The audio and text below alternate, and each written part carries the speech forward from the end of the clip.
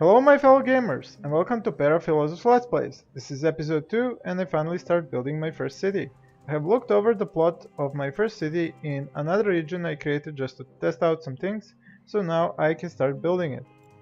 This is the first city I chose, and this is because it has high winds which are going to allow me to have a lot of power very cheap. Now the first thing I usually do is pause the game and look over the wind and the water. The wind in this plot goes up to the right from this perspective, and the water is situated over here and a few droplets here and here. I mean, it is a desert, so you would expect a little water.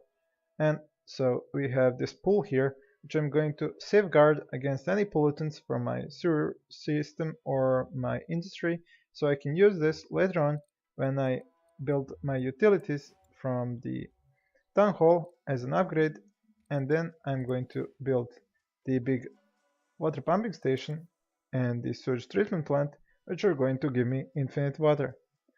But for the starters, I'm just going to use this spot here, and this spot up here with the water tower to get the little bit of water that I'm going to need at low density. As for the power, as I said, I'm going to use the wind power plant. This map does have this huge mountain here, which is going to take away from the space to build, but it has a small bright side. If you put a wind power plant, let's say about here, you can draw the service roads up over this mountain and put the wind turbines up on this mountain, and therefore they're not going to be taking up this valuable space for your sims, and you're going to have your power from on top of this mountain. So as for the road system, I am going to need a lot of money because I have looked over how I'm going to build this road network, and I came up with a nice idea, but for the starters it is going to require a lot of medium density avenues. Therefore I don't usually do this, but I will take some of these beginning bonds just to be able to have enough money for these roads. So in order to be able to take the first bond, we have to first build a little bit of this road. Now that city funding has been approved, I can again pause the game and take out 3 bonds. I'm not going to go full overboard, I'm just going to take out 2 of these bonds. So at the beginning they're going to cost me about 346 per hour. Therefore I'm keeping the game paused so I don't have to pay anything. I'm starting with holding the shift key, straight road, and taking this avenue up to about here. I'm using the other side, the other entrance to the city, and doing the same thing. Now my idea, since the wind, as we saw a moment ago, comes from the left side from this perspective and goes out to the right, I'm going to have my industry on this edge over here. That means that my roads need to go like this, from the left to the right, and in between I'm going to have industry, commercial, residential, and so on.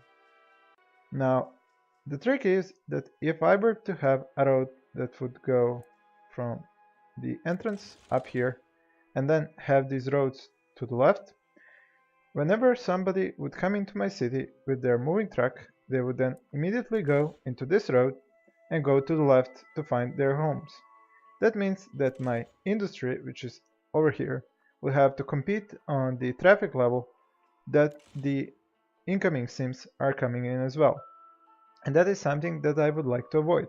Therefore, I'm going to have my sims come into the city all the way here into the middle, same thing from this side, and they're going to hit a nice little roundabout. I'm going to hold the shift key to get a nice round circle. Should probably add a little bit more of straight road here, avenue that is, so I can have a circle that is hit from the both sides at around 90 degrees by these avenues. That would come about something like this. There we go. Now all I need to do is see how to get the exact distance from this avenue to a road that is going to go parallel. because as you can see, the avenue is showing me this big road layout, but I could fit 1.5 medium or high density building into this space, and I want just one. In order to fix this, I'm going to use a simple trick. I'm just going to take these tall 3 rows, place one here, go back to the road, take a low density road, and then just make it so that this road just about goes behind this tall tree. Now if I go parallel and look over by changing this road to a medium density road, because I want to see where the ending of a medium density or high density home would be like, you can see that it's green. It's green next to the medium avenue, and there is even a little bit of space left, which means that any buildings that go up to medium or high density over here have enough space.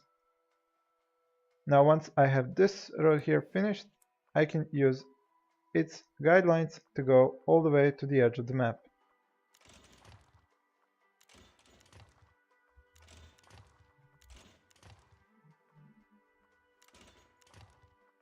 As you can see, I am going to be having an issue here because I have some space left over. Now that's not actually going to be a big of a problem.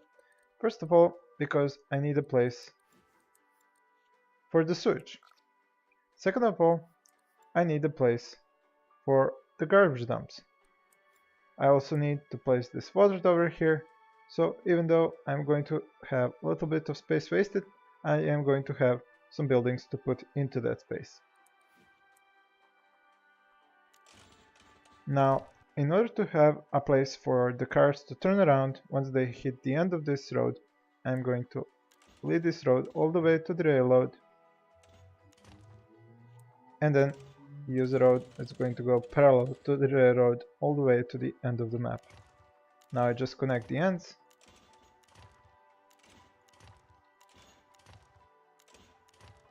and I have myself a nice starting grid.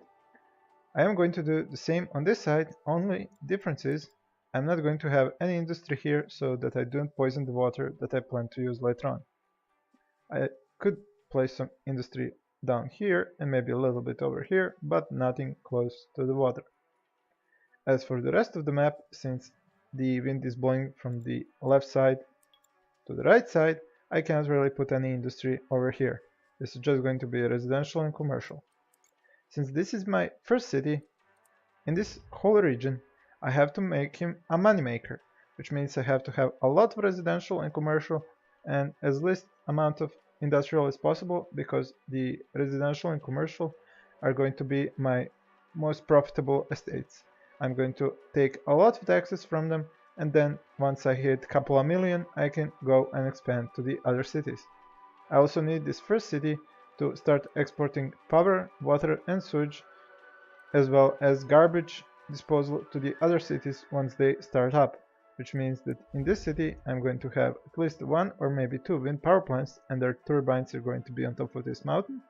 I'm going to have, as I said, this big sewage treatment plant and this big water pumping station right here, while the garbage dump is going to be up here. The first sewage outflow pipes are going to be up here, but later on this big sewage treatment plant that I place here is going to make them obsolete. Now that's pretty much the entire plan for this city. It is just going to be a nice moneymaker and be able to export utilities for the other cities. Now, because I'm trying to keep the size of my Let's Plays to a minimum about 10 minutes or so, I'm going to end the second video right here, and I will see you back in the third video when I place the utilities and start zoning. Thank you for watching, and please stay tuned for more.